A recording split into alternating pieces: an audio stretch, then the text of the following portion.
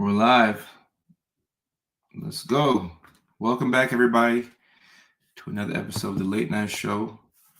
I'm your host, Dr. Kojo, and we're talking about three big neurodivergent mistakes that I've made. And I've made more than three mistakes, for full disclosure. I'm not that perfect. I made more than three mistakes, but I'm going to give y'all three big mistakes that I've made. And hopefully, if you can find some parallels in my mistakes, then you'll know how to do things better moving forward. And if you haven't made these mistakes, this can serve as good information for you. But normally, you kind of have to make the mistakes before you know, right? Like sometimes we know, but then when we make mistakes, then we really know, right? You really know when you gotta make the mistakes. You gotta mess up. So go ahead, use the comment section to let me know where you're checking it in from, what your name is if it doesn't already show, and let's get into it. Coco, what's going on? How you doing? And by the way, we're streaming live on YouTube. We're streaming live on TikTok. We're streaming live on LinkedIn. This is a LinkedIn stream. So my LinkedIn folks, we're live. And we're streaming live on Facebook as well. I got to mention that. We're always going to stream live on Facebook. So don't ever think that we're going to forget about our Facebookers. Let me make sure that the Facebook stream is up and running. It says that it is, but I like to just double check. Why is my Wi-Fi playing games with me tonight? Oh, okay. No, all right. We are up and rolling on Facebook. Perfect. We have Natasha from Harpers Ferry, West Virginia. Echo checking in from Colorado. Okay, so we have people from all over the country tuning in. I do appreciate your attention. Thank you so much. Thank you so much. We have San Antonio, Texas in the house, accounted for on TikTok. So my TikTokers, I think that our Service Plus button works on TikTok. Let me pin the notice here.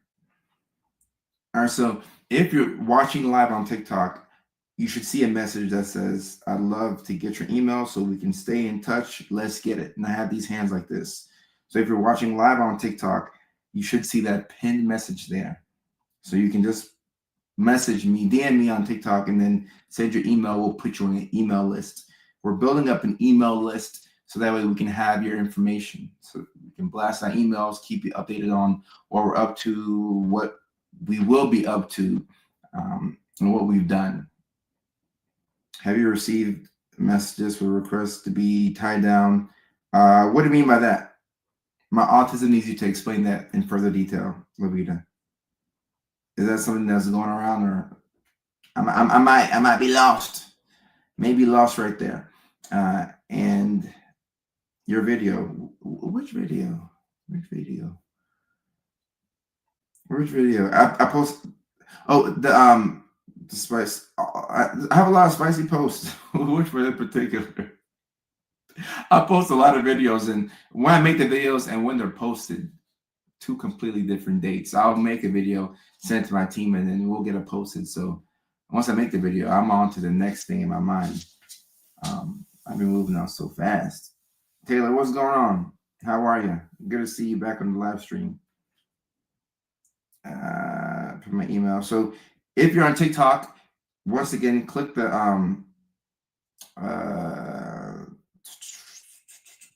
the coworker text. I remember. Look, I get a lot of interesting DMs and emails, and I get a lot of interesting inbound messages. Let's just put it that way. I've received any and everything. Some things that I obviously can't talk about online on live streams. I've received just about any and everything. And on TikTok, if you click the Service Plus button, you can send us your email. And if worse comes to worse, you can navigate your way to the link in my bio, and you should see somewhere where you can drop your email in. We're building up an email list, which would be very helpful when we come to your city. And we do have a date for our first stop for the comedy tour in 2026.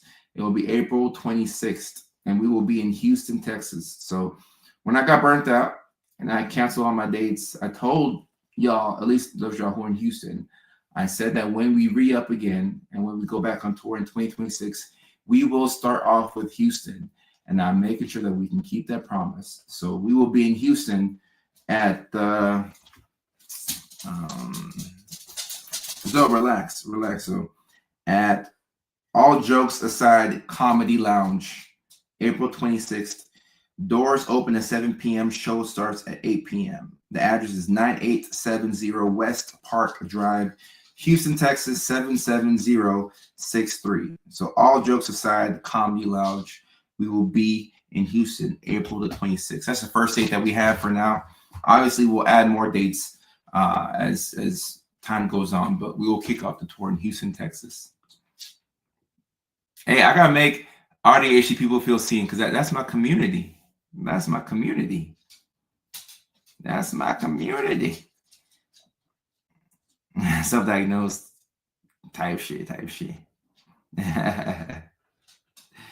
And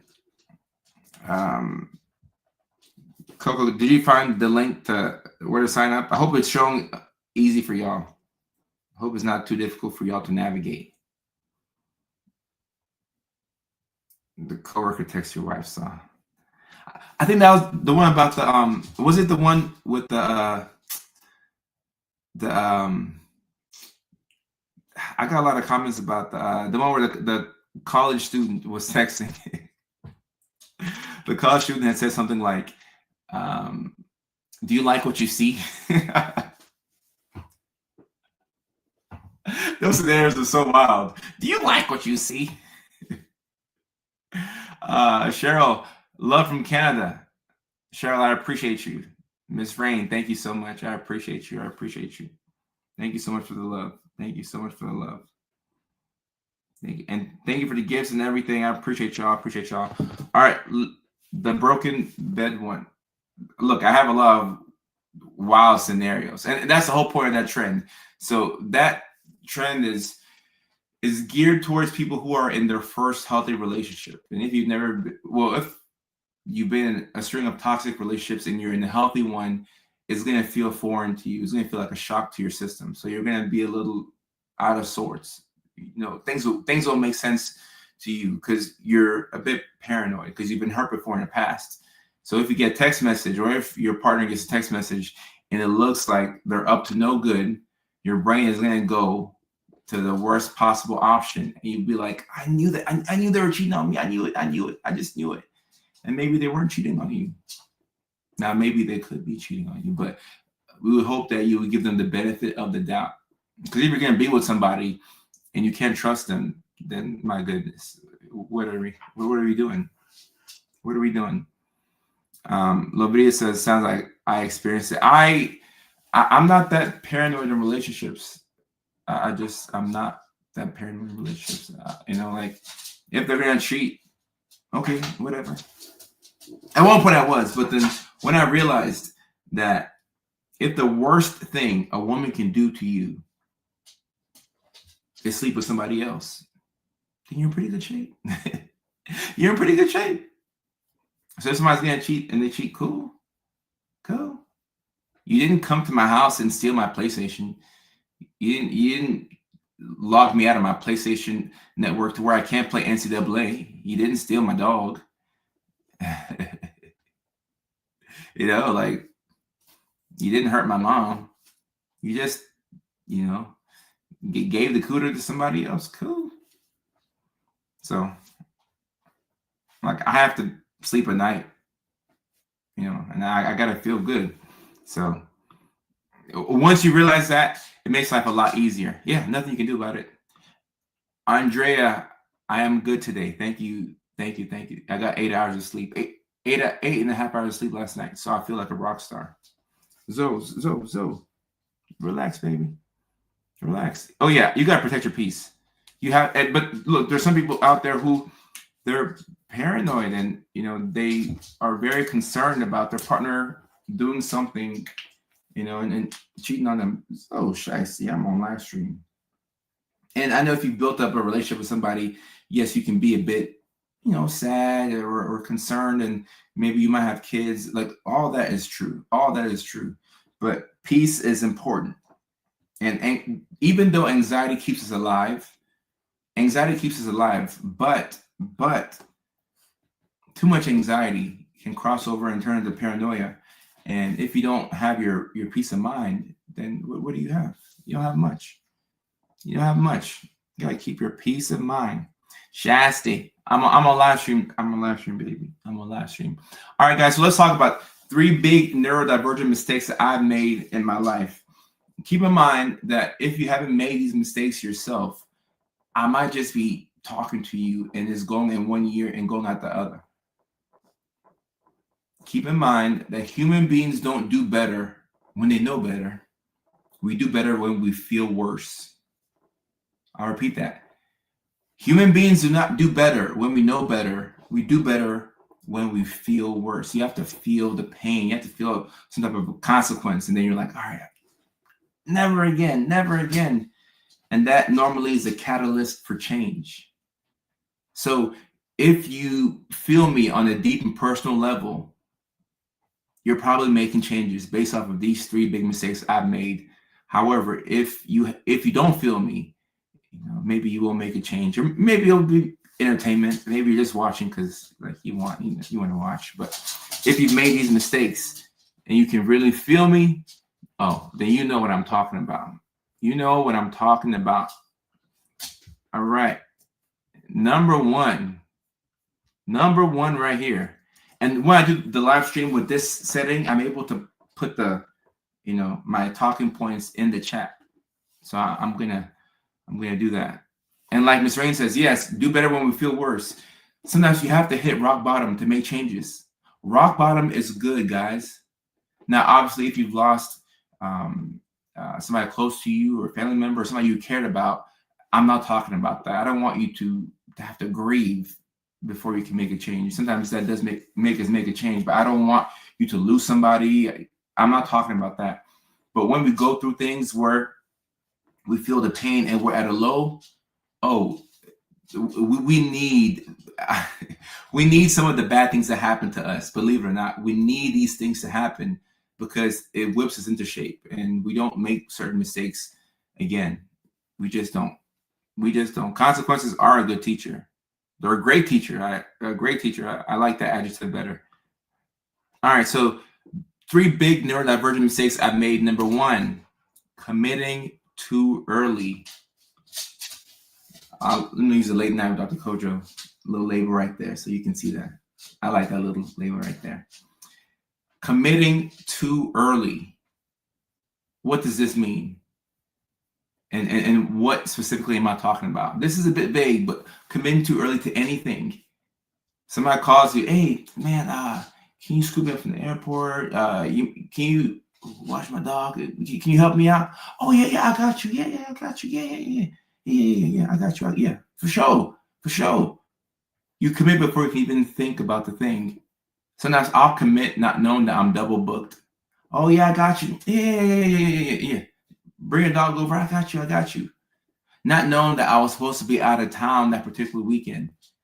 Now, if that's the case, like I'm gonna call them back and say, hey, I'm out of town this weekend or something like that. But if I'm in town and I commit and I say I'm gonna watch your dog, now I gotta watch your dog in addition to my badass of a dog. I gotta do all these different things, and now I'm gonna be overwhelmed. Why did I commit? Why did I even answer the question without thinking about where I am mentally and emotionally? Before I checked in with myself to see where my social battery is at. Why did I commit? Why am I doing this? Kimmy says I can't plan vacation 6 months ahead. I like what Kimmy's saying here, because I'll put together my calendar for next year and things like that. Like, I know that I'm going to be in Houston April 26th for the comedy show. So yeah, things like that. I'm going to let you know why I'm going to be in Houston. I'll let you know I'm going to be in Little Rock. I'll let you know why I'm going to be in San Francisco. I'll do that. But for me to commit to hang out with you on a certain week, I can't. My life doesn't work that way. I don't know what I'm going to be doing June 18th. Like, I just don't know what I'm going to be doing like 6 months out. So why am I committing to things that, my brain likes the idea of, but the closer I get to that thing, I shriek and I'm like, my goodness, I can't do this.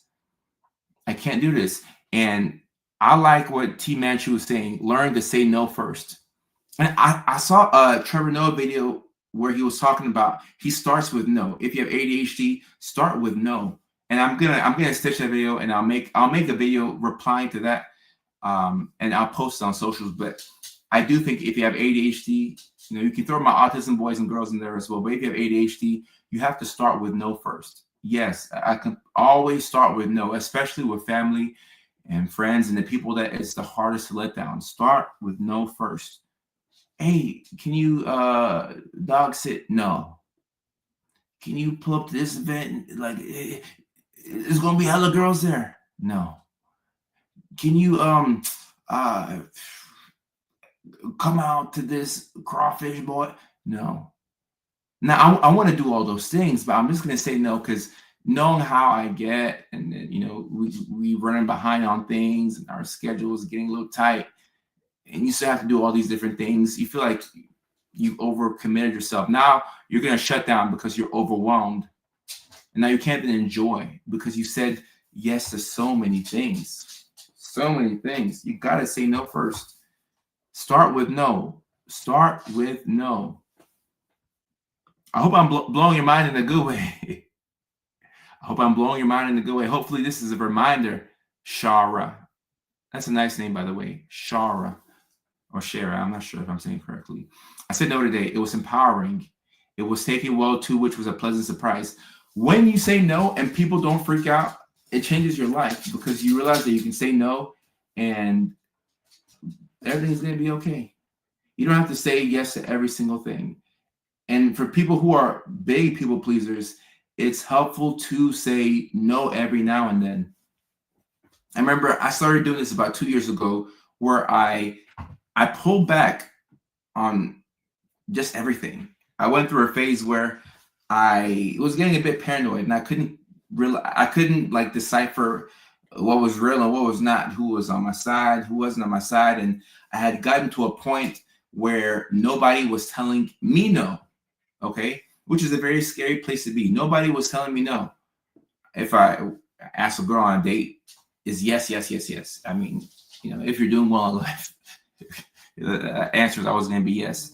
I'm asking different people, hey, you want to collab on this? Yes, yes, yes, yes, yes. I'm like, why these people collab? Like, why is everybody saying yes to me? Oh, it's because I had millions of followers. Oh, it's because I'm the one that's right. I'm okay. I'm cutting the checks. Oh, okay, cool. That's what they're all saying. Oh, okay, got it. So I had a lot of people around me that weren't necessarily allies, but they were around me because of proximity, because I'm potentially going to put them in a video that can get millions of views and it'll be beneficial for them. And maybe this is just LA influencer stuff, but we can all relate to this in some capacity. So I started saying no. And it used to be people who were, like vaguely familiar with me, like acquaintances. I would say, hey, if I'm out of town, you can pull up to my house. I'm out of town and you're in LA, pull up to my house, just text me. I got security cameras. I got pull up to the house. Because if I'm not there, because I'll be gone for weeks at a time. So I'm like, hey, pull up to the crib. Like, I got 3 rooms. You like make yourself at home. So I went through this period where I pulled back and I started saying no, and I lost a lot of friends. And I was shocked. I don't know why I was shocked, but I was shocked. I'm like, oh my goodness, they're not my friends. They don't want to hang out with me when I say no. It was a shock to my system. And then I realized that I had a lot of people-pleasing tendencies. I had to work on that. And then after that, I started saying no to a lot more things. I'm like, no, don't want to do this, don't want to do that, don't want to be here, don't want to be in the mix. I want to be at home. I want to play video games. I want to be with my dog. I want to be I just want to be out the way. And I lost a lot of friends. And as Molly's saying, they weren't real friends. And that's true. I should have known this. They were acquaintances. And there's nothing wrong with having acquaintances or associates. Everybody doesn't have to be a real friend. And it doesn't mean that they're bad people. It just means that you don't let them into your inner circle. Like like hang out with them. You see them out in public. We have a nice conversation here and there, but they're not supposed to be like all up in your web, in your inner web. They're just acquaintances. That's all. That's all. So premature commitment is a big mistake I've made. That's the number one. And these are not in any particular order, but that's the number one thing I have on my list today. And premature commitment, early commitment also goes to relationships. And this is mainly an ADHD thing, but I'm sure my autism boys and girls can relate. With ADHD, when it comes to relationships, we have something called the hyperfixation. So this is where in that first month, you meet this person and they are professing their love for you and you're doing the same. And you're talking about your future. And you're talking about all the amazing things that y'all are going to do together. And everything is all good. Okay. And this is for the first month, 5 or 6 weeks. Everything is all good. And it appears as if it's a mutual love bomb, which as long as it's mutual, it's not a problem. But something interesting happens around that 5 or 6 week mark. Everything starts to crash. You start coming back to yourself. And then you realize, oh my goodness, like I told this person I was going to marry them, but damn, I'm starting to feel the dopamine wear off. And now I'm returning back to who I actually am. And then you feel bad because, they're just as obsessed with you as they've been from the beginning, or maybe they're not, but you feel the lust wearing off. I don't want to call it love. You feel the lust wearing off. You're like, man, what am I going to do? What am I going to do? Yeah, you're coming back to your senses. You're coming back to your senses. But guess what? Now you're already in a relationship. You've already met their parents. You've already bought an engagement ring. I don't know if you've taken it that far, but I mean, sometimes people will turn a hyperfixation into a 7-year relationship that could have ended after 7 weeks. I know somebody feels me in the chat. Somebody feels me in the chat. And Sifa on TikTok is saying, not me, Doc. I'm looking up their background history, credit score, citizenship, and tax returns. I don't blame you for doing that. I don't blame you for doing a deep dive. If anything, it prevents you from going full force. And it prevents you from being all in. Or at least all in too soon. Zoe, relax, baby. My hyperfixation doesn't go past texting. Well, okay. Some people say that. But if you have that real ADHD, I mean, just texting, I mean, that's boring. I'm talking about like movie nights, staying up, in the wee hours of the night, a lot of makey fakey time. Like that's what I'm talking about. If you're just texting, that's boring. I don't want to hear that. I'm talking about that real hyperfixation. That love bombing type of love. Like, give me that real. You feel me? Give me that real. Maybe it's my ADHD. Maybe the autism is protecting you. Maybe. Or you are fixated. Or if you're fixated on fixing them for like 20 years. Now that's a long hyperfixation right there. That's a long one right there. Miss Rain says, coming back to your senses. Right. It's quite embarrassing when you come back to your senses and you're like, damn. And once again, if you put rules in place, like I'll only spend 1 day a week with this person, that right there does a lot.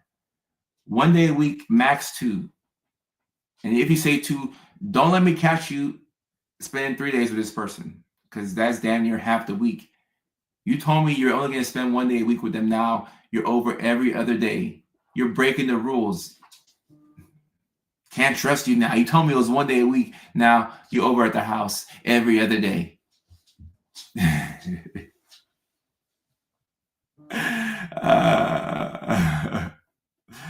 I recently went through this, started seeing someone who really was and no longer felt the same and called it off. I became the bad guy. Right, right, right, right. And you feel bad when this happens because you're like, dang it. Because if it's happened once, it's probably happened more than once where you've seen this type of thing become a pattern. And you told yourself the last time that you were done doing this, but then, the dopamine was there and you decided to chase it. And now we're doing it again. But, look, this is not one size fits all. Like Natasha is saying, sometimes it works. Now I'm married for 20 years. So, guys, this is not one size fits all. Like I said, sometimes you'll hyperfixate on somebody and 20 years will go by and you'll have 3 wonderful kids and a great family, and y'all still have that love for each other. And on the days where the love doesn't feel like it's there, you still have that respect and you can go through the peaks and valleys. So, it sometimes I can't explain certain things. Oh, okay. All right. So, Natasha, you should have mentioned this part too. Of course, he is neurodivergent too. Okay, there you go. There you go. If you're messing with somebody on the same side of the spectrum, like if you're on, on that same ends of the spectrum, okay, all right, like it could really work. It could really work. So, thank you for mentioning that. Thank you for mentioning that. And I think like we should take our time, but sometimes you'll rush in and it'll work.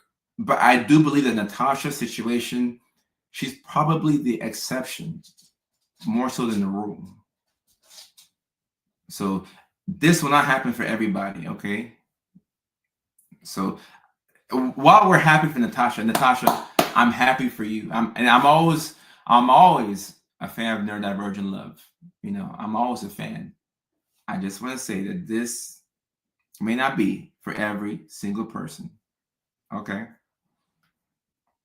Limerence is a little 305. That's funny. That's funny right there. That's funny right there. So yeah, premature commitment. Just be careful about this. Oh, and jump into marrying after 6 months. Wow. I think it was just meant to be. I think this is just meant to be. And this is a beautiful love story. I love to hear this. 2 neurodivergents found each other, had a hyperfixation on each other, a mutual love. I wouldn't even call it a love bomb because it lasted for 20 years. This mutual love. This is beautiful. Mutual love. I love this. Mutual love. Stephanie says, I feel like I have a hard time attaching to people. Is that a bad thing? Stephanie, in the beginning, not so much, but over time, it can become problematic if you can't connect with somebody. My grandparents did all that. Now, back in the day, you saw this type of love story a lot more. But the old school type of love and this new school type of love is not the same thing. It's not, like it's not the same thing. We live in way different of a society. It's yeah. Let me see what Edward's saying. I'm in the beginning stage of what you're referring to. I don't worry so much about what people say anymore, but I receive negative feedback every time I try to be who I know I am with ADHD autism. And Ed, you shouldn't change who you are, but maybe change who you're around. And if you don't change who you're around, sometimes they'll change who you are. I think that's the bar right there. Because to make you feel crazy for, standing on 10 toes and believing what you believe. So sometimes you have to adjust your environment. Adjust your environment. 13 years on my end. No desire. Oh, man. Cohort. And look, cohort on TikTok, we will see a lot more people cohabitate without getting married. I predict that. You will see a lot more people who are doing that type of thing. And I don't blame them. If you look at some of the family court laws, and I don't blame them. I don't blame them. I don't blame them.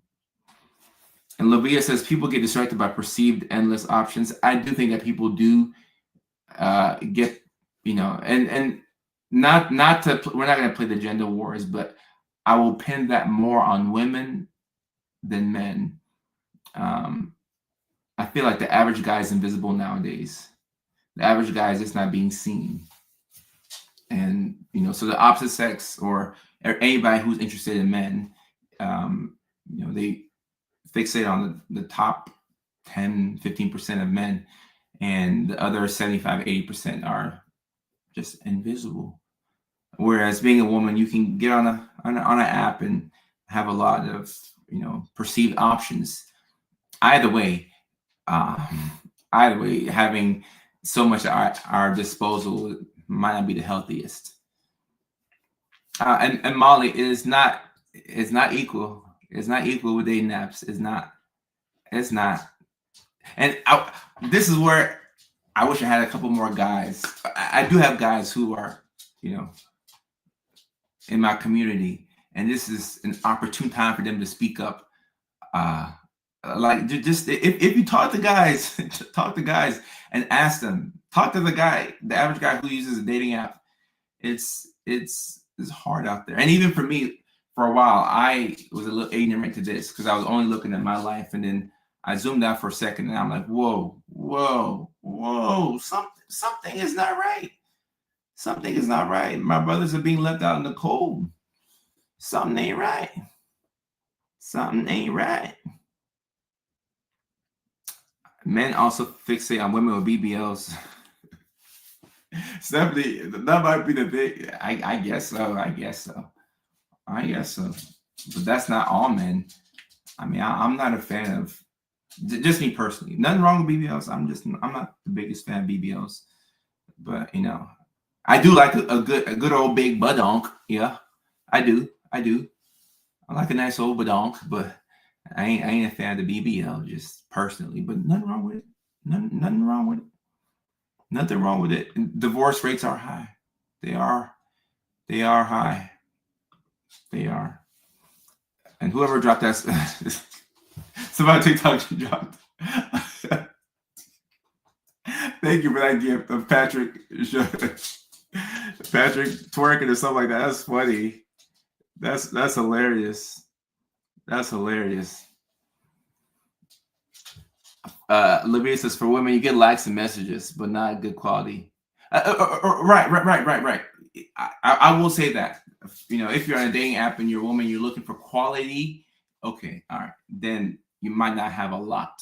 But if we're just talking straight quantity, not that means anything, but straight quantity, yes, it's not even close. The women are far outpacing the men, and this just means that if women want to, when it comes to Mickey Ficky time, women get to do that much more than men. And there are stats that say that I think a third of men between 20 and 30 have not had any Mickey Ficky in the past year, and that's reverse for women. So I'm not sure what that really means, but probably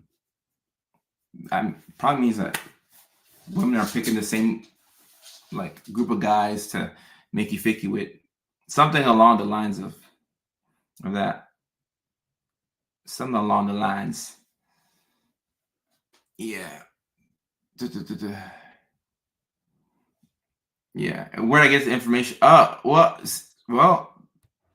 Zori, I've seen the stat online, and once again, it's not evidence-based information. So I will say that, I can't say it with absolute certainty, but I do agree with that.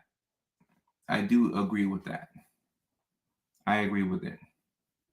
Dan, I'm doing good. Thank you for asking. I do agree with that.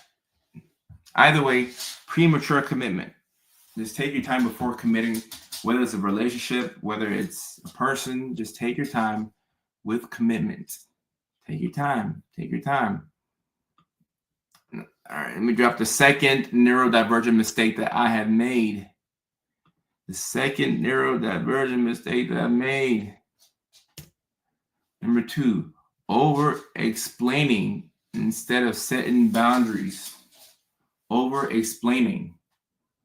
Sometimes you feel like the more words you say, the more information you give somebody, the deeper you get into an explanation, the more they'll get it.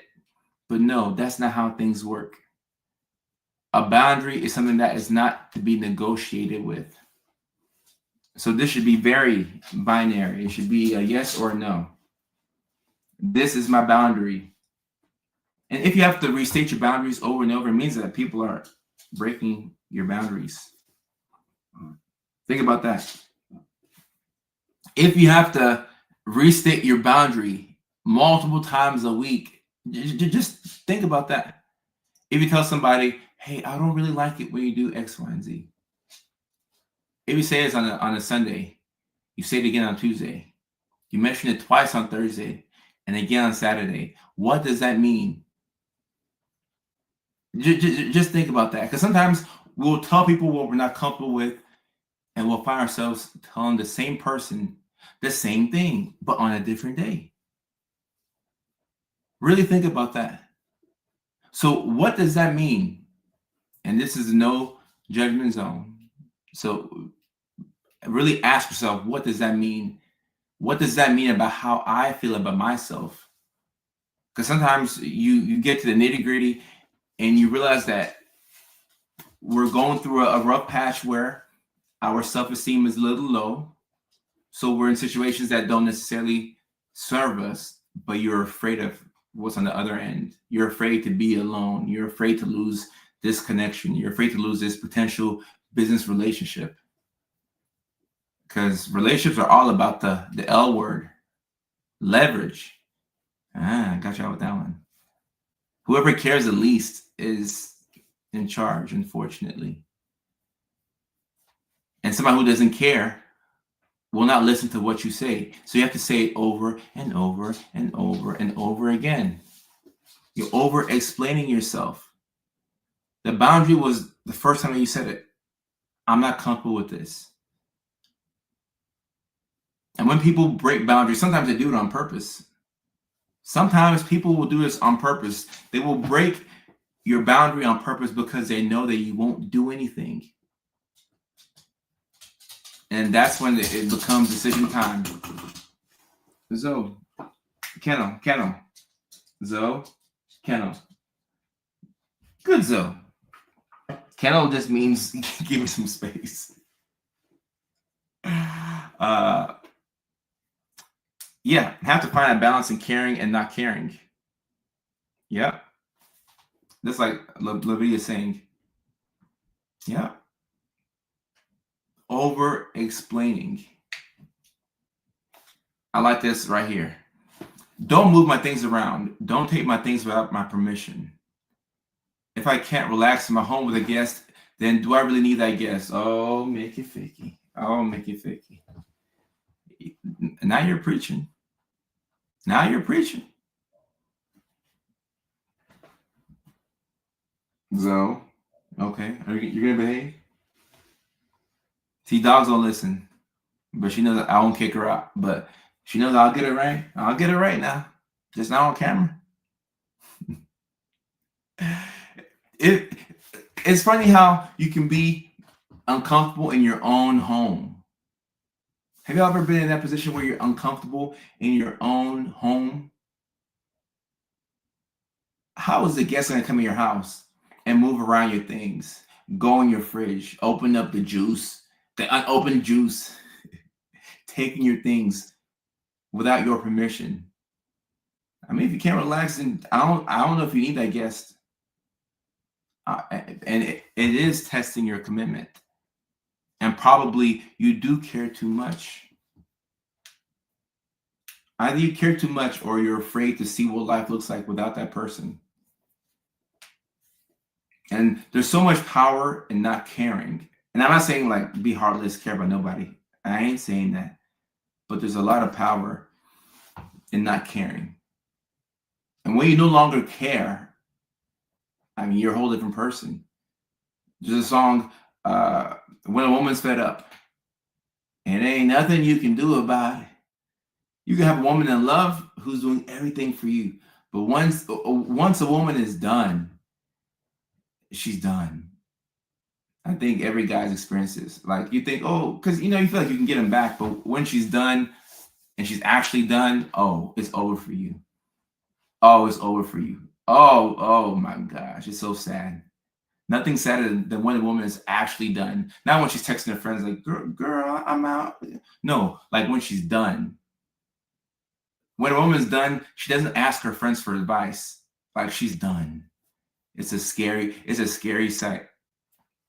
If you've never seen it, it's a scary sight.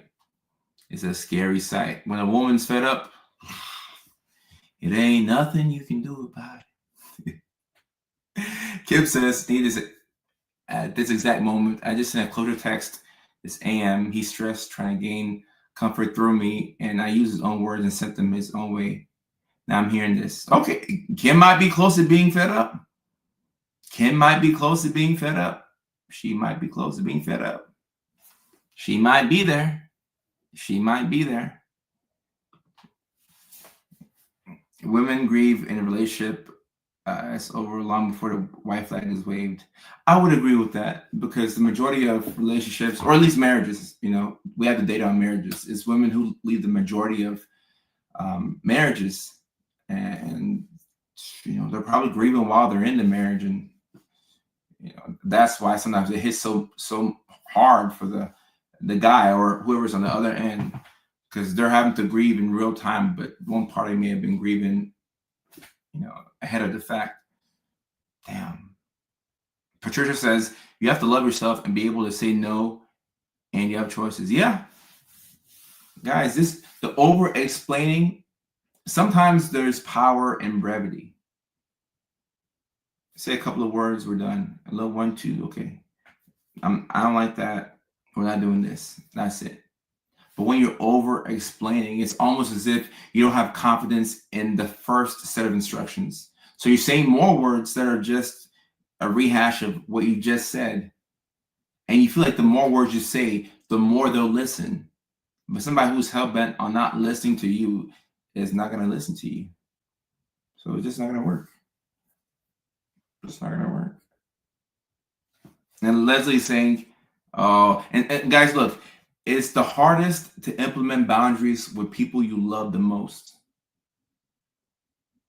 So the final test will be family, parents, siblings, spouses, loved ones, and really close friends. That is the final test.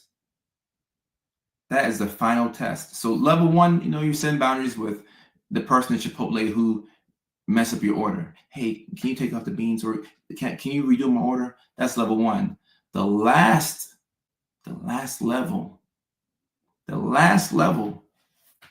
is standing up to family, friends, and loved ones. It's pretty hard to kick your parents out. They say, hey, Leslie, we need a place to stay. We're just going to stay with you for a year. We're staying with you and your spouse for just a year. We know you have kids over. We know you're busy, but we're just going to be here for a year, and then we'll be out. 3 years go by. I mean, if you kick your parents out, you're a bad person. It's a tough predicament. And a situation like this, I mean, I don't think I'm qualified to even speak on it. Respectfully, whatever Leslie does is, that's her situation. And it's a very delicate situation, because if you ask your parents to leave and they say they have nowhere to go, what do? That's a dilemma. I mean, dilemma meaning that neither option is a good option. If they stay, you're overwhelmed. But if they leave, it's like they have nowhere to go. Or so they say. So it's tough. It's tough. And I'm not in Nashville, but I'm a Titans fan, so I got Titans gear all over. But people think that I'm in Nashville. The Titans do follow me. The Titans followed me this May on Instagram, and it made my whole year. I'm like, yes, the Titans follow me on Instagram. Yes. Nashvillian. A lot of love for Nashville. That's where I'll be for Christmas. My family's still over there. A big part of my family is still in Nashville, so I'll be in Nashville for Christmas. Oh, look at this. Brandy said, I've kicked my mom out before. Give them a 30 to 60-day written notice. Oof. Ooh, kicking out your parents is tough. I mean, sometimes you have to make some uncomfortable decisions. Because as Brandy knows, over explain to your parents. Like let's just take this example, and I'll steer it a little bit different from Leslie's specific, example. So that way it's not targeted at that. But let's just say I tell my parents that they can come over, right? And 6 months turns into a year, which turns into 2 years. And let's say I'm married and like I got 2 small kids at the house and I'm overwhelmed, right? 2 options: kick them out, or you can over explain and say, hey, like I'm so stressed. Have you noticed that when you're telling somebody how stressed you are because of something that they're doing, that it doesn't mean anything to them? You can be burnt out and you can be telling somebody, hey, I'm really going through it. Like, if you would just like just give me some space, or it doesn't do anything. It goes in one ear and goes out the other. They're waiting on you to make that tough decision. Hey, you know what? I decided that I'm gonna move on, and I'm gonna ask you to leave. You start looking around, looking for who's supposed to leave. No, I asked you to leave. Ooh. Whoa. Brandy, threatened to call the police on your husband for no reason? Oh my goodness. Maybe this narcissist mom. Maybe I'm not diagnosing your mom, but shoot, my goodness. Family, friends, loved ones. Damn. And I know how difficult it must have been for you to ask your mom to leave. These are not simple things, guys. If it was somebody that you were very confident in, telling them to leave, then it would be difficult. You're like, all right, just leave.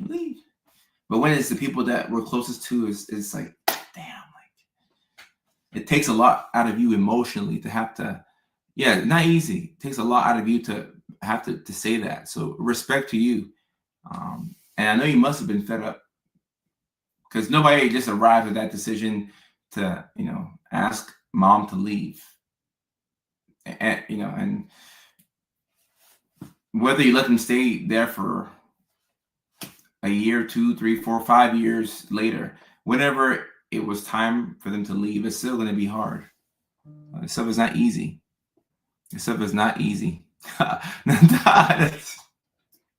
Family puts the fun in dysfunctional. This is funny. This is funny right here. The family puts the fun in dysfunctional. Wow. I like that. And my third talking point right here. The third big neurodivergent mistake that I've made: giving people too much access too fast. Giving people too much access too fast. How many of us have made this mistake? It might start off with you meeting a couple of friends, and you start to overshare because you're feeling so happy, and maybe it was a good day for you. Maybe you got 9 hours of sleep. Maybe you got paid a day early. I don't know. Maybe your favorite sports team won. Something happened, so you met a group of new people, friends at karaoke night. You met some cool people, and you're on a high because you've had an outstanding week. So these people appear to be cool, and now you're telling them your whole life story, like you're completely oversharing. Oh yeah, let's hang out next week. Oh, everything is all good, and then 6 months, a year goes by, and you realize that the friendship is one-sided, and that it's taking so much from you. You're being drained, every time you talk to this person, you're being drained. And you realize that you gave them too much access too fast. Too much access too fast. And this can happen in relationships, but it can happen in friendships. Sometimes it's even more devious when it happens in a friendship. Because when you meet a friend, that's a pretty good feeling. This person wants to hang out with you because they like you. Now, in a relationship, there's sometimes ulterior motives. You might want some Mickey Fakey, you might want somebody's resources, you might want to spend time with them, but like with a friend, like they like you just for being you. So that's a really good feeling. Wow. They want to just hang out with me. It's pretty damn cool. But when it's the wrong group of people and you have to learn in a painful way, you can sometimes retrace and realize that you gave them too much access too fast. I'll never forget when I graduated school and I left Augusta, Georgia. A neighbor, he was the guy who bought the house three houses down from my house in Georgia.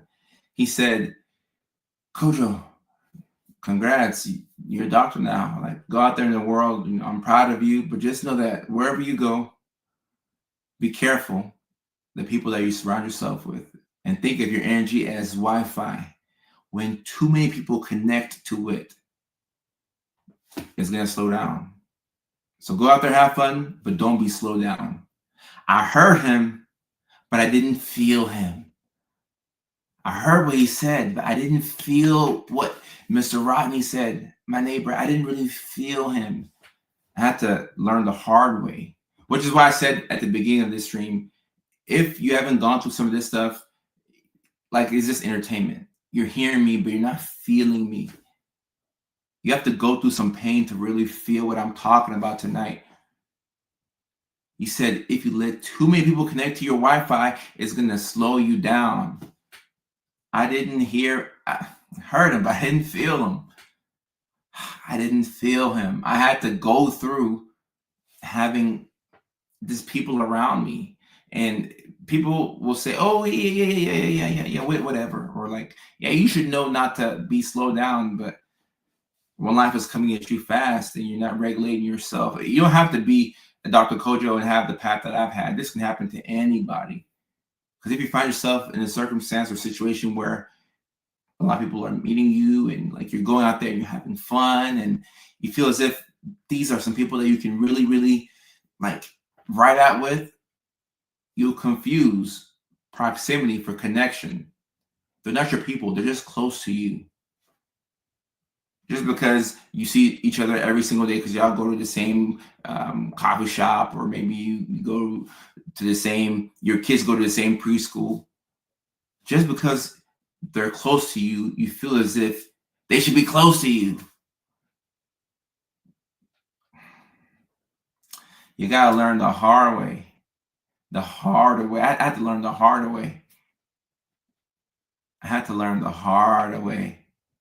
I had to learn the harder way. And I can tell Ms. Rain has been through some stuff.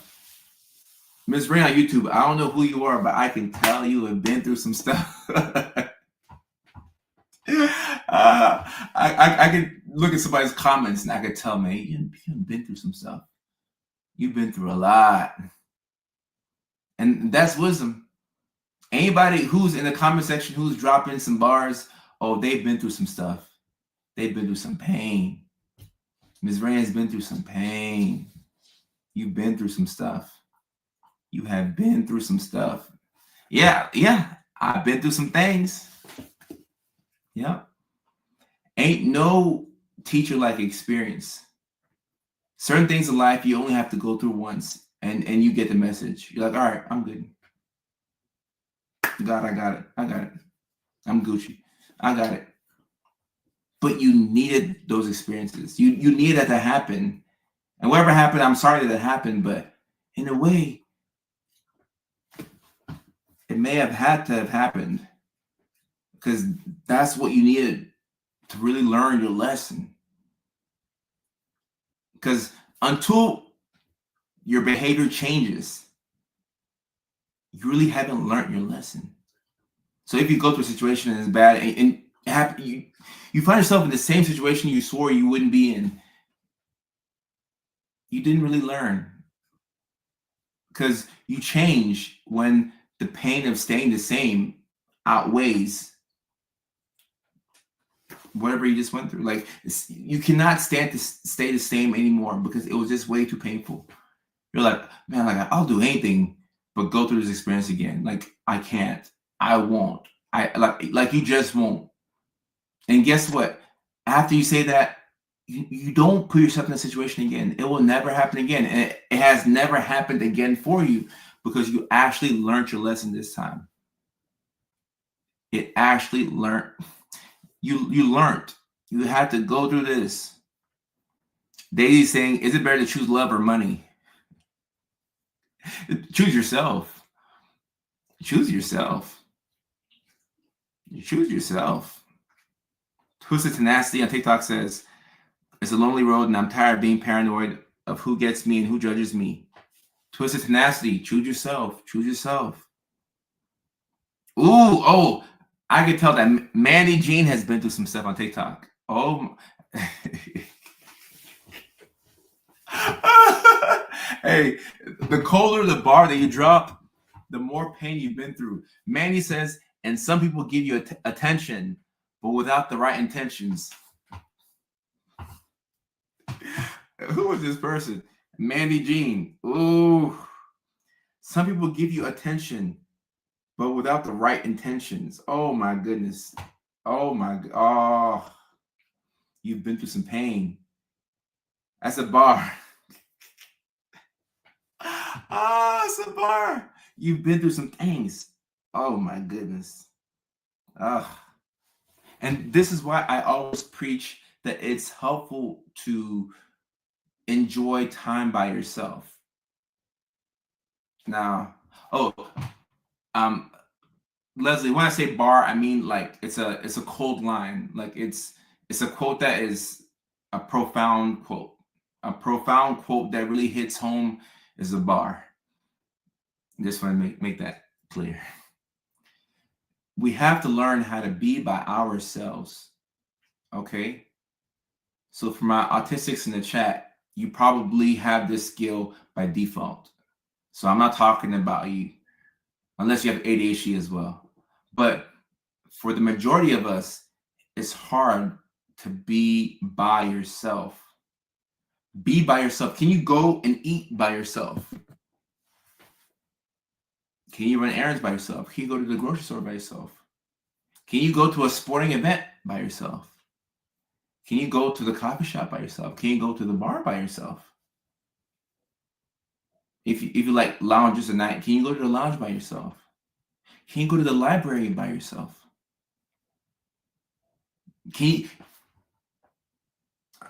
I'm about to test y'all. Can you go to a wedding by yourself? Places where it's socially acceptable to show up with a +1. Can you go to a wedding by yourself? Can you go to a comedy show by yourself? I remember I did a show in North Hollywood at the Comedy Chateau, maybe a couple years back, and there was a woman to my left, and I'd seen that same woman at 2 different shows, and she came to both shows by herself. I remember because I asked her. She was an Indian lady, and she was very friendly. I was like, man, this is the second show that you've come to by yourself. Very impressive. Very impressive. Wow. Come to find out that she told me she was interested in doing comedy. I'm like, you should definitely do comedy. I mean, you can come out to multiple shows by yourself. Oh, that's a lot of power. Will the best man be single? Kim, I don't know. Perhaps. You can take your dog with you, but I feel like if you go out by yourself, because look, sometimes the dog can. No, you can't take your dog. You can't take your dog because when you take your dog, people want to come up and talk to you. when you take your dog, people want to come up and, like, when I take Zoe out for walks, people want to come and, pet the dog. Oh, she has these cute blue eyes. And I remember I went for a walk. I went for a walk without my dog, and it was the weirdest thing. It was around my neighborhood in LA. I was like, man, like, I felt like I didn't belong in this neighborhood. I felt like I was gonna rob the people. I mean, I was gonna rob the people, but I felt like people thought I was gonna rob them because I'm walking in a neighborhood with no dog. It was very weird. I'm like, this doesn't feel right. Now, my direct neighbors know who I am, but I'm like, these white folks are gonna think that I'm trying to rob them. Let me get my dog. It felt weird. So you can't take your dog because the dog is a conversation starter, and people like, you can't. If you have to in the beginning, you can take your dog, but if you can go out by yourself, like fully, oh, you're a cold Mickey Ficky. If you can go out by yourself, you're cold. You're cold. Daisy says, what if you are someone who loves and trusts people too much? Daisy, even the person with the biggest heart can only take so much pain. You can only take so much pain. I have a big heart, but there are certain things that I will not do. I'm just not going for it. I'm just not going for it. I will never, ever, ever work with somebody in business without having a written agreement. I will never do it. I will never do it. I moved to California in January of 2021. After 2 months of me in California, I lost $18,000 working with the wrong people. I'm like, oh, this place is different. Say less. I still didn't learn my lesson. After I went through enough pain, I said, all right, okay, God, I can't keep losing money like this. Now I have an attorney. I have an attorney for every single thing that I do. Everything that I do, I have an attorney. I've been through so much pain. So we're going to have an attorney. Like, I will gladly pay my lawyer every month, and I do. Because I wanted to be cheap, and I learned my lesson. I said, no, pay the lawyer what he wants, because it's going to be better than having to pay that. Just pay the attorney. I won't work with anybody unless, nope, no ma'am, no ham, no turkey. I'm not doing it. I'm not going for it. The skits that I do, the 17 wives that I have, or 4, but all the wives that people think I have, people say, I just saw you make a skit with this girl. How many girlfriends do you have? 11. I got 11 girlfriends. Yeah, I got 11. But in actual real life, when we are recording these skits, I pay a person to helicopter around, a chaperone. I don't know those women. I'm not going to be left alone with those. I mean, and after you make enough skits with, like, they become friends. After we work together for a year and a half, oh, these women are my friends. But I'm not going to be left alone I pay somebody to be helicopter. And like when we have these assistants who helicopter around, like, I tell them, I say, hey, because sometimes I'll forget, and I'll tell myself, I'll say, hey, Jackie, can you go to the store and grab me a sugar-free Red Bull? And she'll sit there and she won't move. And I'm like, Jackie, like, we'll be recording, and yeah. No, we do right, but obviously if we're recording in the bedroom, yeah. But even if we're recording outside, we still have a chaperone at all times. I'll say, Jackie, I need me a sugar-free Red Bull. She'll get up and she'll move around the house and she won't listen. I'm like, what the hell? Like, and I start to get mad. And then, like, if the actress takes a bathroom break, then she'll say, oh, you told me not to. I said, oh, Jackie, I forgot. Jackie, no, actually, Jackie, I'm so sorry. You're the best assistant in the world. I'm sorry. Thank you. Because I'm not, like, I'm just thinking about the content. But Jackie's like, no, Coda said, don't leave. So I'm like, okay, all right, got it. Don't listen to me. Like, helicopter around, and this is how we're going to do things. have somebody around, because we live in a world of false, and I work with high character women. But I won't take the chance because I've seen too many things go left, and I could go back to being broke. I don't. Well, actually, I do care. I don't want to go back to being broke, but I got family and people that depend on me. I have employees. Like, I would hate that for them. So no, like, I got to make sure that we have a system in place. There's always going to be, if there's no chaperone, we will cancel recording day. We'll cancel it. Hey, Lindsay, how are you? We'll cancel recording day. I don't care if I've poured $800 into that. No, we'll cancel it, because I've seen too many things go wrong. We have to have NDA. Like it's a whole convoluted system, but I gotta make sure that we keep everybody safe, including myself. And if we're recording and I'm not there, and let's say it's another male actor, and even for the female, like, just protect everybody. You can leave things up to chance, or you can take things into your own hands and make sure that things don't go wrong. And even if things go wrong, we have a system. So, I mean, I'll be damned if y'all read an article about Dr. Kojo. That's Cujo. You ain't see me in the news for nothing dumb. You did not see me in the news for nothing dumb. Nope. That was my evil twin. As for me, no, I know. Lindsay, I'm doing good. I know. And Natasha, and you're so right. Boundary learned through experience. I had a situation. This is like what? Once again, I could write a book on year one in California, because like I'm just going in, into California. I'm like, I got 400,000 followers. I want to get to 1 million. Like, I was just thinking content creation, but I wasn't protecting myself as best as I could. But year one in California, I could write a book on it. I had a specific situation with a young lady, and this wasn't even recording. It was just somebody that I was dating.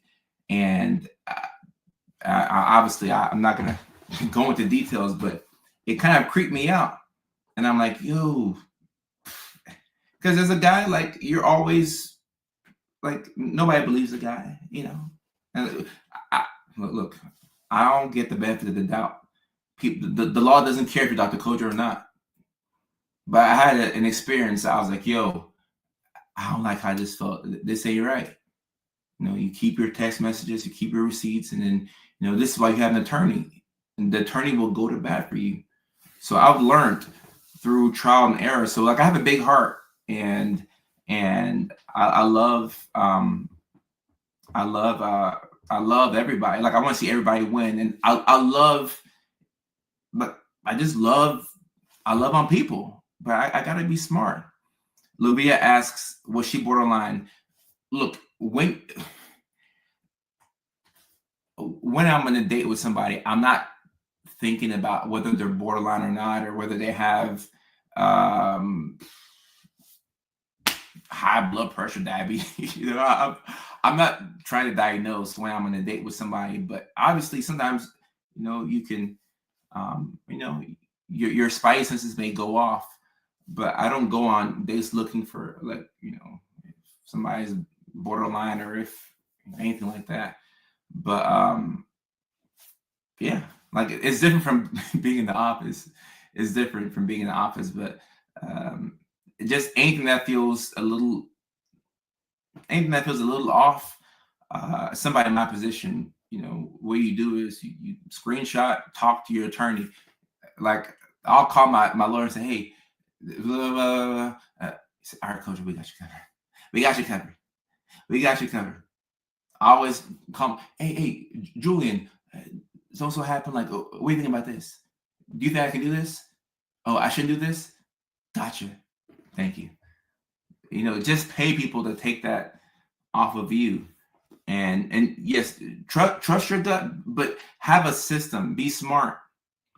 Gunisha, I like this comment right here. I think that this is an ADHD thing. I think this is an ADHD thing to overlove people. I do think, yeah. Because like we have all this love, and like if we've been through a hard time and we see somebody who's struggling, we're like, nah, hey, I got you, I got you, I got you, I got you, I got you, I got you. So sometimes it's our ADHD brains that just want to like it's coming from a good place. We're just so filled with love. But you gotta be careful. It's a scary world, and having insurance, yeah, and NDA, everybody, nobody can come to my place without an NDA. I have multiple NDAs. Yeah, I have multiple NDAs. If I date somebody and something is online, oh, you will hear from my attorney. We don't play around here. We've built this brand brick by brick. And I love my neurodivergence. I would hate for this brand to be taken down. Yeah, and it's not just me being a public figure. I think everybody should have NDAs.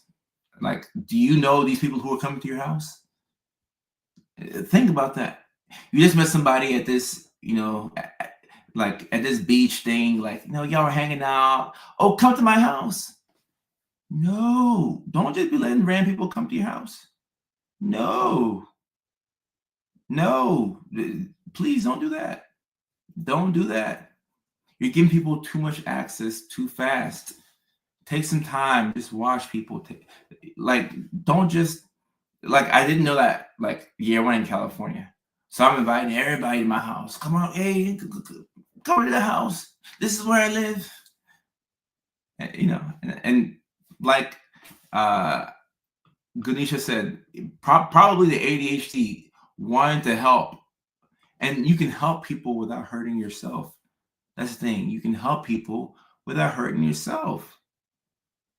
Only family and 4 friends come to my place. Sometimes it should be like that, because like this need to invite everybody over to your house, maybe those people become lifelong friends, perhaps. But let's go out for coffee. Let's go to the park. You have a dog, I have a dog. Oh, let's go to the park.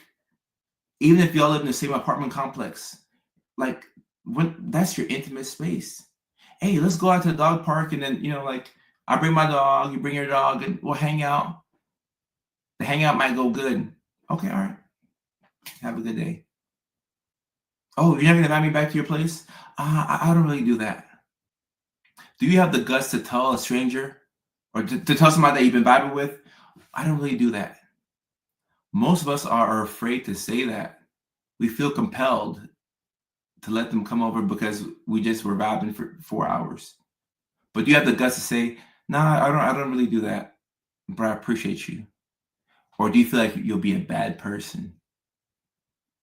That's a test now. Are you concerned about what they're gonna think about you?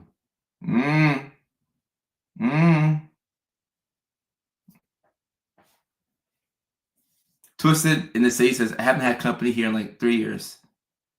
Well, you should be teaching this then. Hey, like, what's going on? So I live in a tiny camper. Most people don't.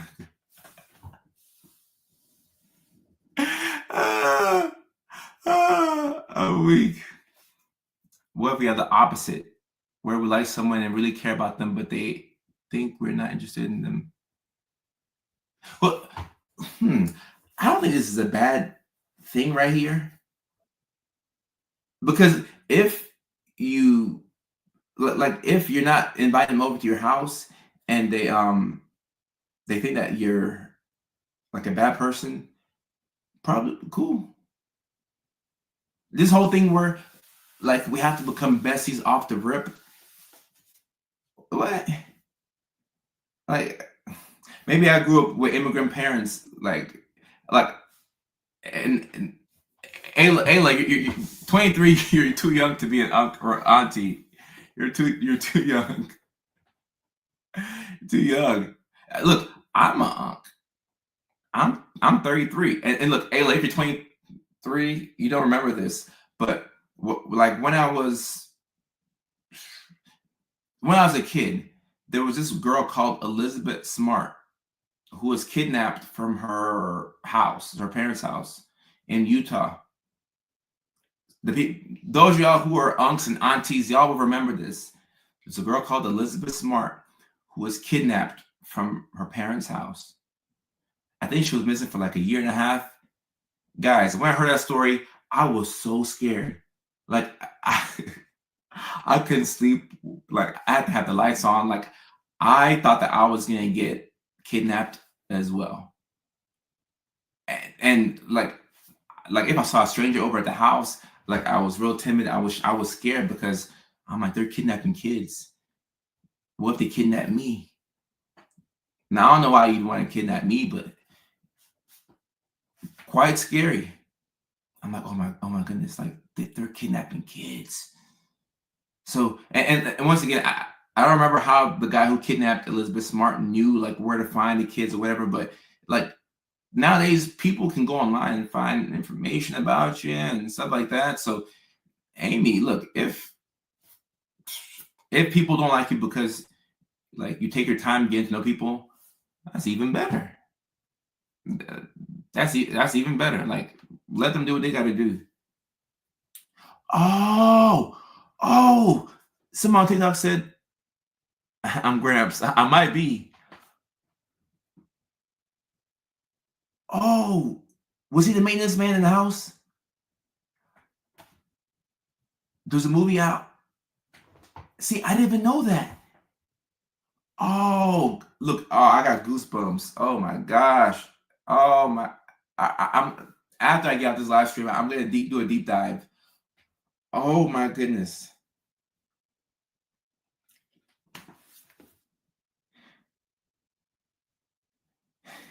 He was the guys. You see. And yes, the fourth wall. The next date will be January 24th. That's my next comedy show in Hollywood. But my goodness, oh my goodness, he was the maintenance man of the house. It wasn't in Tennessee, it was in Utah. This happened like in the early 2000s. You have to be an uncle or auntie to remember this. Or Gramps, like Ayla's saying. The maintenance man of the house.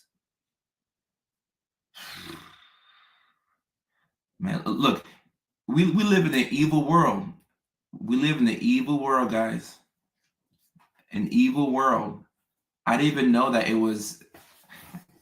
Guys, don't let strangers come over to your house. Be very careful with strangers. The maintenance man of the house. Wow.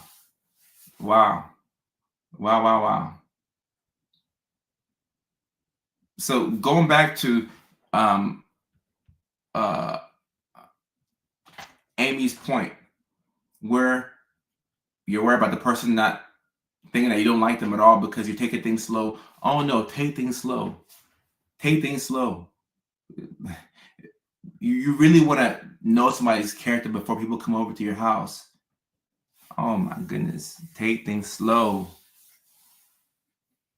Oh my God. From what I remember from the story, it was pretty scary. I didn't know that all these details were out there. Whew. And especially if you have kids at the house. I mean, like, we should be worried about our own safety, yes. But especially if you have kids at the house. Oh my goodness. Guys, I've worked in mental health for 2015. Oh, wow. 10 years now. 10 years now. I'm gonna be, and I know I'm paranoid and it's fine. I don't care. I'd rather be, sometimes it's better to be paranoid, but like, especially for the kids, like I probably won't be the best parent or like the PC way to do things, but I'll be in phones. I'll be overbearing. I'll be very paranoid. Better safe than sorry. And look, twisted tenacity. Another point right here. My next relationship will have to be after we have a date at Quest Diagnostics for an STD panel. That's another thing. We don't talk about that. And look, everybody says, oh, before I date somebody, we have to get tested. But if you're hanging out with somebody and it's getting all hot and heavy and things are going from first base to second base, and you glide over to third base, pants is off, you're thinking about going home, who really stops and they're like, you know what? Put your pants back on. We're going to Quest Diagnostics. Think about that. You ain't got a third base. The vibes are right. They're playing some Drake, Bryson Tiller in the background, or Sabrina Carpenter, or whoever you listen to, Kalani. The vibes are right. The vibes are right. Pants is off. We're going to stop right here and we're going to go to Quest Diagnostics. I'm going to book. Y'all are not doing that. Y'all are not doing that. Y'all are not. Like, yes, I mean, we all think that we're going to go get an STD panel. But if you're on third base and pants is off, are you really going to stop? More times than not, we're not stopping, guys. We're not stopping. We're not stopping. We are not stopping. Most of y'all just gonna raw dog it. I mean, that's the truth. Even protection might be asking for too much. Most of y'all just gonna raw dog it and say, "So help me God."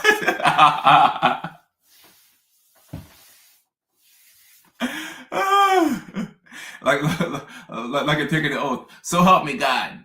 I'm diving in. Like, you know, sure.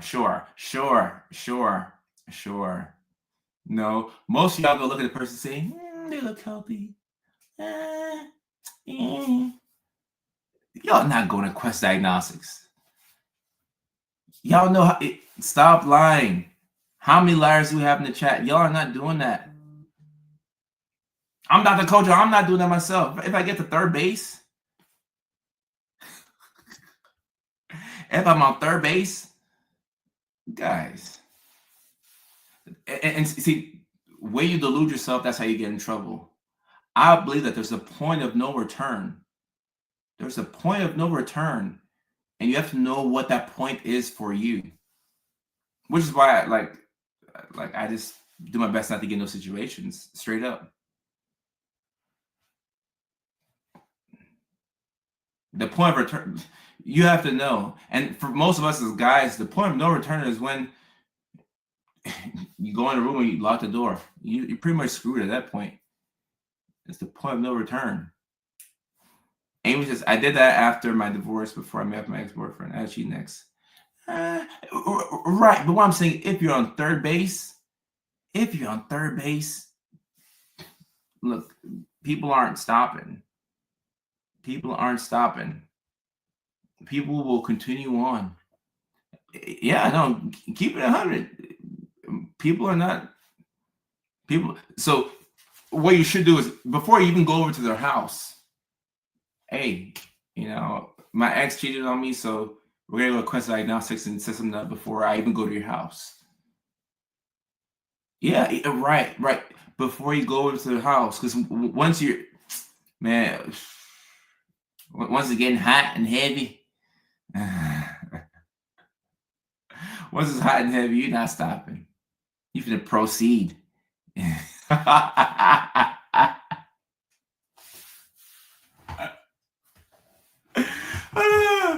See, I put myself that lie before. So, I know. And now, if you're like Patricia, you're just not dating. Okay, then that's the safest way to go about things. To just not date. Proceed with caution. Yeah. And look, especially if you have ADHD, Twisted, I appreciate you. If you have ADHD and you can get a little impulsive, think 3 steps ahead. 3, right. Before they can even touch you. Yeah, Rachel, exactly. And this is how I stay safe nowadays. Before they can even touch, don't even touch my leg.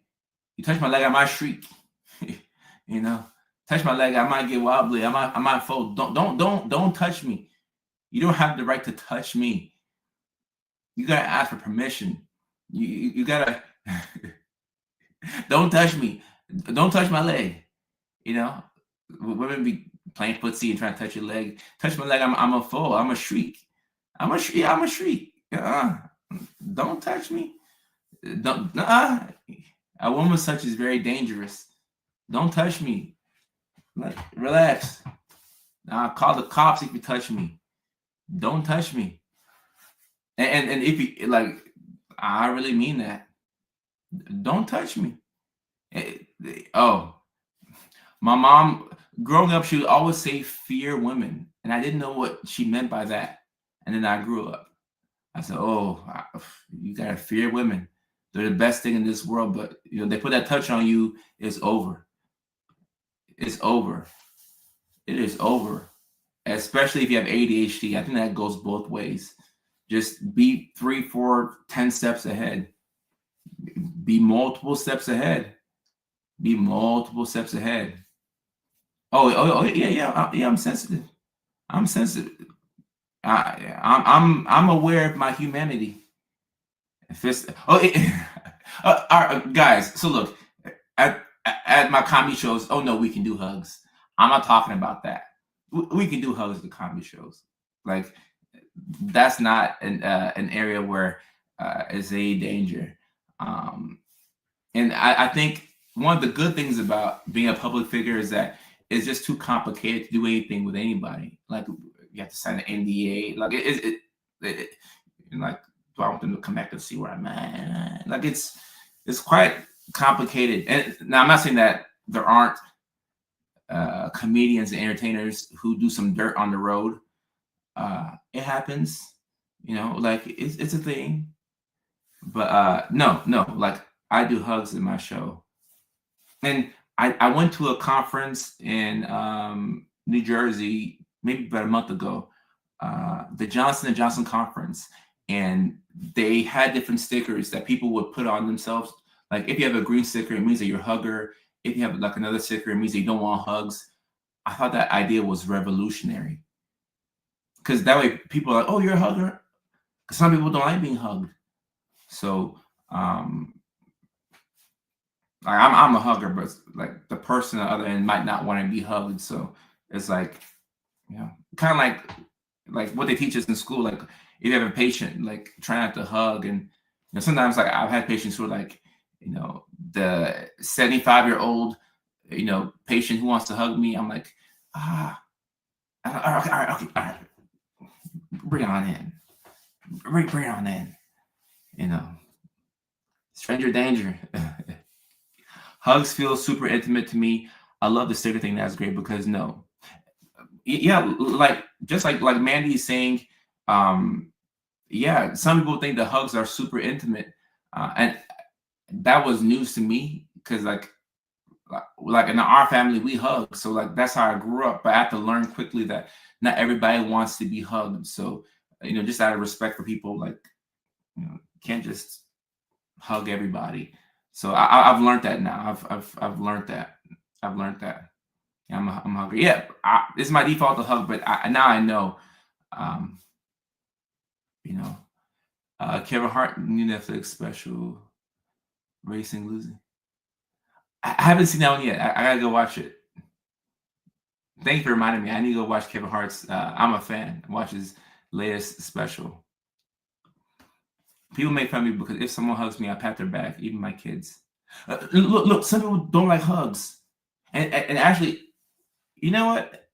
Now that we think about it, you bring up a good point. I will ask my attorney. Maybe we shouldn't do hugs at the shows, actually, or maybe we should do stickers. I didn't even think about that.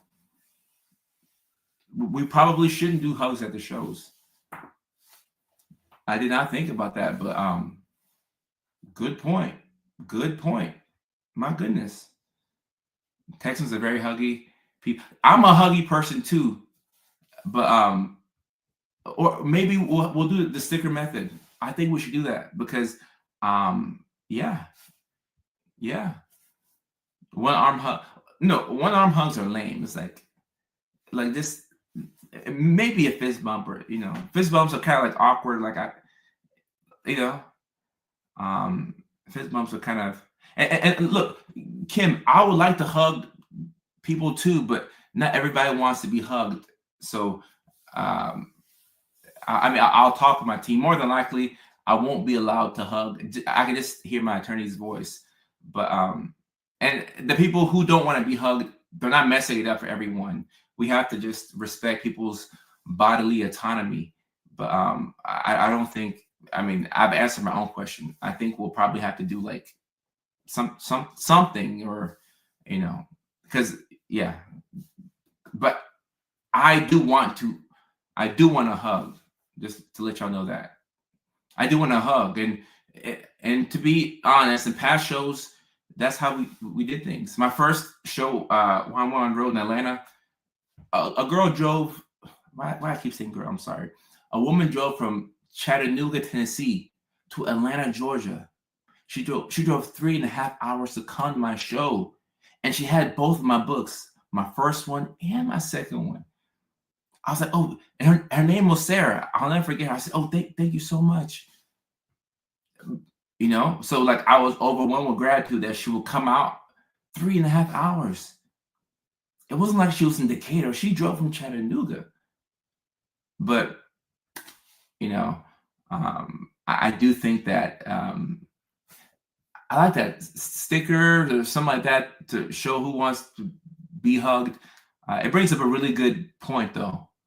I would like to do the sticker method, but that is not up to me. It's up to people who are smarter than me, who will say, Kojo, do or do not do this. Manny Jean says, as soon as someone is restricting my movement, I feel unsafe. I'm comfortably saying, and look, there are people like, yeah, Mandy, I hear you. Some people, I think more people do not like the hugs, but for the people who hate hugs, they really hate hugs. They hate hugs more than people who like hugs like hugs. Does that make sense? Like a person who hates hugs, they hate it real. They hate it. Like they feel restricted by it, and it doesn't feel good. And they probably don't want to make you feel bad, but it's like it's just best to make sure that everybody is Gucci. Make sure everybody is Gucci. I like hugging. Hugging's healing. It does feel healing to me, but yeah, and even taking photos. Like sometimes you'll put like your arm around somebody or something like that. One thing that I had to get out of the habit of really quickly was it's like you're taking a photo with somebody and like arm around the waist. Like now, but like that's like not just for women. It's like everybody, like even guys. But obviously for for obvious reasons, I've had to pull back on that. Just like this, hands like this. This is how we take photos of somebody. Just hands like this. Just you want to be very, very safe. There are teachers who offer affection chat from high fives to hugs and allow children to choose. Okay, I like that. Hey, Molly, how are you? I can hug my kids, but no one else. Ah, okay. If you are a hugger, one in the chat. I'm just curious. If you don't like hugs, two in the chat. I'm curious. All right, I'm starting to see a lot of ones, two. Okay, it's on TikTok. We have 2 ones on YouTube. 1, 2, 1 side hug. When we say side hug, it might as well be a 2. A 1, a 2, a 3, depends on the person. Oh, if it depends, then it's a 2. Molly's a 2, Rachel's a 2. Um, okay. And Mandy is right. Unfortunately, I've learned work with vulnerable people that teaching your body is public property can get. If, yeah, yeah, yeah. So that's it's a little funny. It's a little funny. Have y'all seen the photos of the kids who are on Santa's lap and they're having such a bad day? Like the kids crying and the parents are like, no, it's Santa, it's Santa. Santa's lap is traumatized. Now I've seen some kids that it looks hella traumatizing. The kids like, no. Close friends, big hug with a kiss on the cheek. Okay. It works for close friends, but probably want to draw the line at close friends. Look, no, guys, we've seen the photos where the kids, they hate being on Santa's lap. They hate it so bad. They hate, and the parents are like, no, like we have to get the photo. The kids crying. Oh, there's a see, there you go. There's a contest to have the cutest photo. I should have known. I should have known. I should have known. Actually, that might be a good skit idea. We might have to get okay. Okay. Molly, I don't remember you from past lives, but welcome now. Hugs are just as uncomfortable as an itchy sweater. Hey, maybe Santa is wild. I had a pic with Ruff McGruff as a kid and was not smiling. Who was Ruff McGruff? Oh, no. All right. Molly, I do remember you now. I mean, if you open your arms for a hug and someone walks into it, that's your answer. Yeah, for the most part. But this is.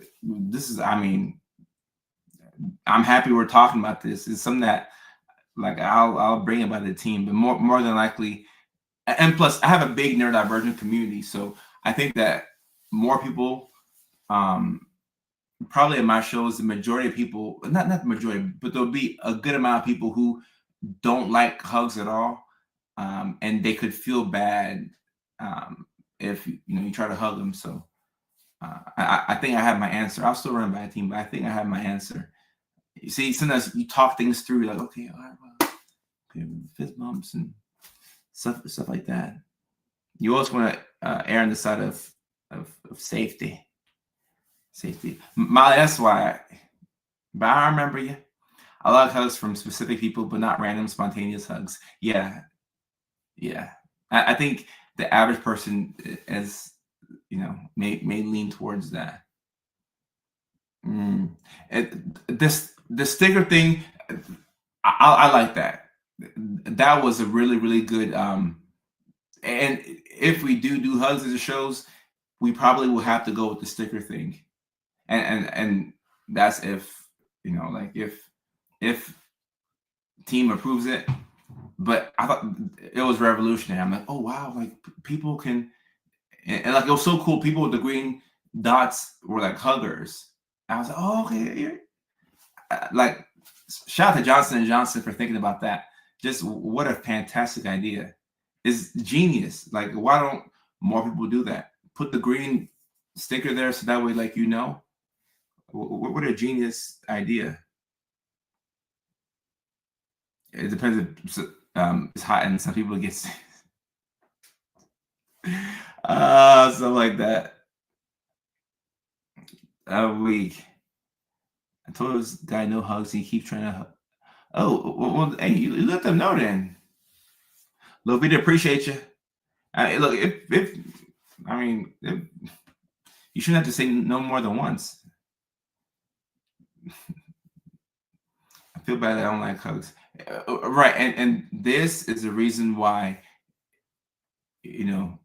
fist bumps or like you play it safe, because a lot of people feel bad speaking up and saying that they don't like hugs. So yeah, I feel obligated to hug somebody. Yeah, guys, I get it. I'm a hugger, but I get it. I definitely get it. And we went off on a tangent with this hug thing, but no, this is really good because I got to really think. Got to really think about this thing, social anxiety. Ooh, my stomach growling. I know it's late, but I'm about to give me some meat. Shasta. I'm gonna go pee here shortly. Oh, all right, guys. What a great stream. What a great stream. Oof. I'm gonna prepare for bed here. And this week we did streams on Tuesdays and Thursdays. Yeah. Cool. I like that. I like being able to stick with my schedule. Oh, damn, y'all can hear that? Nah, like I'm hungry. Goddamn. Karate chop someone if don't listen. Yeah, that's why we're gonna bypass on the hugs. And a lot of autistic people come to my shows, so like I don't know why I thought that all hugs would be, should have known. Justin, I appreciate you, my guy. Thank you so much. I appreciate you. And look, if you have autism and ADHD, or I mean, even just one of them, I think you'd really benefit from the content. I think you'd really benefit from being over here. So I appreciate you. And Kim, I appreciate you as well. I appreciate you. And I'm not sure if we're going to do all the streams with this setup, or maybe this will be the Thursday one and the Tuesday one will be the other setup. So, we're still figuring out how we're going to do this type of thing. Sometimes it's cooler when we can put the comments on the screen. But yeah, next show will be Tuesday at 6:30 California time, or West Coast time, should I say. But sometimes it could be 6, but 6:30. I say that just to be safe. And for those of y'all in California, the next show at the Fourth Wall Comedy Club will be January 24th. For those of y'all who are in Houston, Texas, the first headlining show of next year will be April the 26th at, sorry, I forgot it. At All Jokes Aside Comedy Lounge in Houston, Texas. Doors open at 7 o'clock. Show starts at 8 p.m. And we'll have the link for the Houston show in the bio. So we have about 4 months to get ready for the first headlining show. So please come out if you're in Houston. We're going to bring the boys and girls from California, my squad with me, the big camera guys. Don't be shy. Don't be shy. Darcy asked if I'm coming to UK. I would love to come to UK. I feel like next year will be the year that I go overseas. So I would love to come to UK. I got a lot of boys and girls in the UK. So I think we'll come to Ohio before we come to England, but I'd love to come to the United Kingdom. But Houston for sure. April the 26th. Doors open at 7. Show starts at 8 o'clock. Come, don't be shy. Like, we'll have the camera guys there. So, like, you'll be on Facebook if you sit up front. So please don't be shy and come through. And, speaking of the hugs, maybe we'll get a dot system going, but there will be no unsolicited hugging at the show. So for those of y'all who, you're very anti-hugs, don't worry. We won't just... We're not just gonna come up and catch you.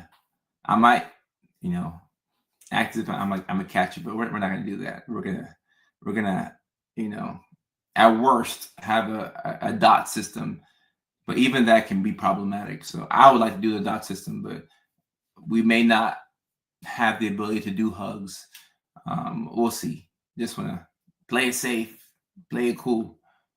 West Virginia, DC. Oh, I would love to come to all those places. I would love to come to all those places. I would love to do that. Love to do that. Planner nurse. Oh, okay. In LA. All right. Then, definitely if you're in LA, then please come through to the show at the Fourth Wall Comedy Club. Those home shows, the home shows that are done in California, those ticket links are posted like a week ahead of time. So that's not a headlining show. That's just my regular 8-minute set at a home club in California. So if you're in California or Orange County, like Patricia, or LA, those sets are like 5, 8, 10 minutes. So in California, if you're part of the home team, like those are smaller sets, because those are like my local comedy clubs. But for the headlining shows, it's me on stage for like an hour, and we can get in depth. So those are longer shows. The headlining shows are really fun. But yeah, I mean, if you're in LA, please come out to the local ones. Yes, I make it kid friendly. I've eliminated the cussing, because now I want my comedy to go further. So I've eliminated the cussing from the shows. And next thing I'm working on is, working on whoever opens up for me. Like, I'd like for them to not cuss too, because it's been awkward before where.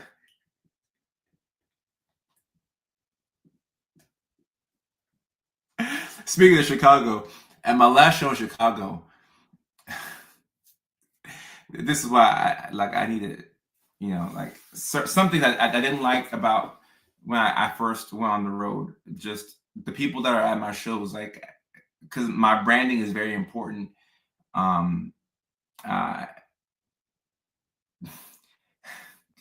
We had a comic who was,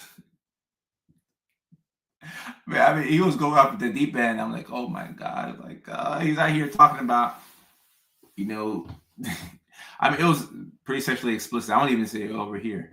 I'm like, damn, like, this is not what I promised the people, It's not what I promised the people. Like, he was just going off into the deep end, and like, people are uncomfortable in the crowd. And this is in Chicago. I'm like, I didn't promise the people this.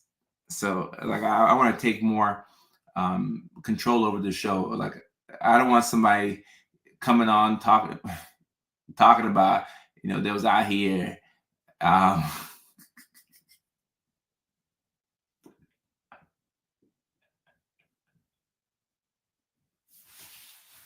Oh, so I think I still have the video for that show. I'll go back and look at it. I mean, he was like twerking on stage. I'm like, yo.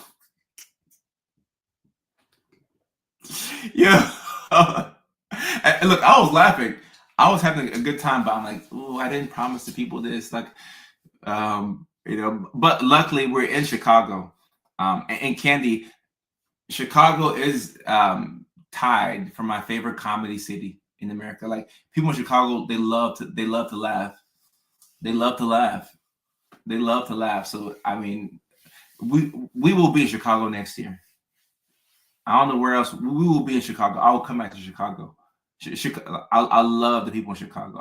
I love y'all in Chicago, especially in the summertime when it's not freezing cold. Oh my gosh! Like, Candy, I hope to see you there at the show. Chicago, y'all are hella cool. I would love to do shows for nursing homes. Yeah, plug it up. I'd love to do that. I would love to do that. Randall, I appreciate you. I appreciate you. I hope to see a lot of my ADHD community at these shows. Look, it's way too cold right now in Chicago. So I'm not coming to Chicago now. Kenny, I feel for y'all. It's kind of cold up there. But in the summertime, Chicago, what an amazing town. Oh, Chicago. Oh my God. I love Chicago. I love Chicago. Get farther north, closer to the border. Summertime shy.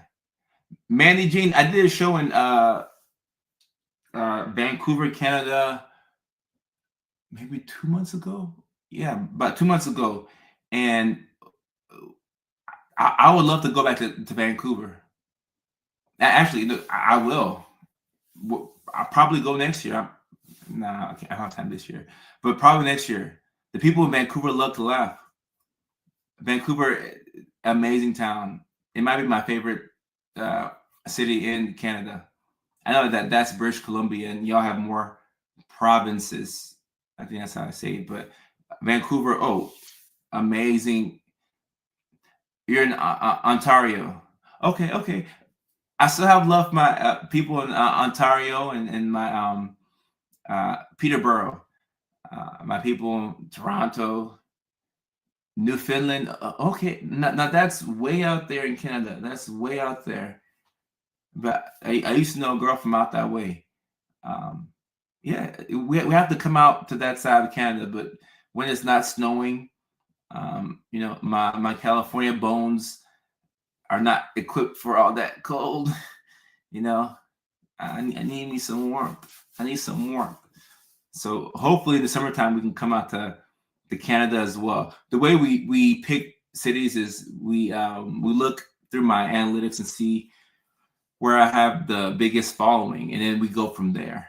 And also we go to places that I've been to before. So Chicago was so good, I know I'll go back. Alaska was great, so I know I will go back to Alaska. Where else?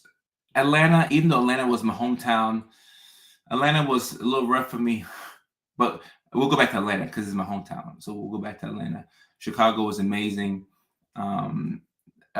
Dallas, we had a show in Dallas before we canceled it this year. So I know we will redo Dallas. I know that for a fact. So we're going to do Dallas. But I have the most amount of followers in New York City. The next, I think, either Philadelphia or Houston. We got to come out to Philly. San Francisco again, the Bay Area. I was concerned about my car getting broken into in the Bay Area, but y'all spared me when I came up there last year. So we'll go back to the Bay. But you know that if you're in the Bay, you don't leave nothing in the car. Some people leave their car doors unlocked. It's diabolical in the Bay. But we did a New Year's Eve show in Oakland last year, and it was good. No New Year's Eve show this year. I'll be with family in Tennessee. It's kind of chilling, but we will do more shows in the Bay Area, probably early next year too, because I love the Bay Area. Do Buffalo in the fall, not too hot, not too cold, not too far for us Canadians. Mandy, Canadians, especially Canadians in Toronto, y'all are Buffalo Bills fans. Y'all go over to Buffalo quite often. So I had noticed that y'all are honorary New Yorkers, but not just like anywhere in New York, but that side of New York, like Buffalo, Syracuse, Poughkeepsie. Okay. But I would like to come to Toronto. I'd like to come to Toronto. I'd like to come to Alberta. So my people in Alberta, I know that's two different ends of the spectrum in Canada, but I like to come out there. Louisiana. Oh, it's freezing in Louisiana. Okay. Well, not when it's freezing anywhere. I don't want to freeze, my butt off. But yeah, we're looking to get more of the different dates posted. Is there any way we can I put an image on the screen? Let me put an image on the screen real quick here for y'all. And who in the world is Tom Green? Let me see. How do you put this image on here? I got to get my StreamYard skills a little bit better. Just wanted to show y'all something. Don't make this complex. New layout. No. I just want to I want to add the Denmark. Yo, love to come out there. What comedy clubs do y'all have in Denmark? Because look, if I'm in Denmark, I have to we need to be efficient and do everything around that area. Norway, commute from Canada. Okay, Alberta's cold air. Everywhere in Canada is cold to me. I went to a wedding once in Ottawa, and I was just freezing my balls off. I was happy that my cousin got married, but I'm like, why did you have to find a girl in Canada? What's wrong with girls in Atlanta, Georgia? Okay, how do you add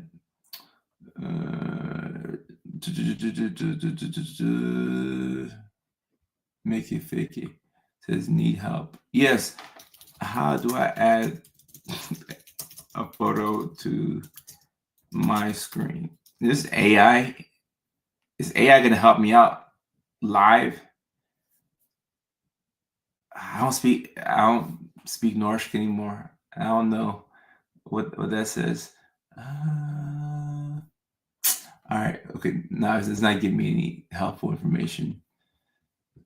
Plus, okay. All right. Look what I'm doing. All right. Yeah. Nah. Clearly, I don't know how to. All right. Just this beat. Yes, I did. You know anything about comedy clubs in Denmark? So, guys, I'm not that versed on how to do this. So I'll just show you. This is what I'm trying to show y'all.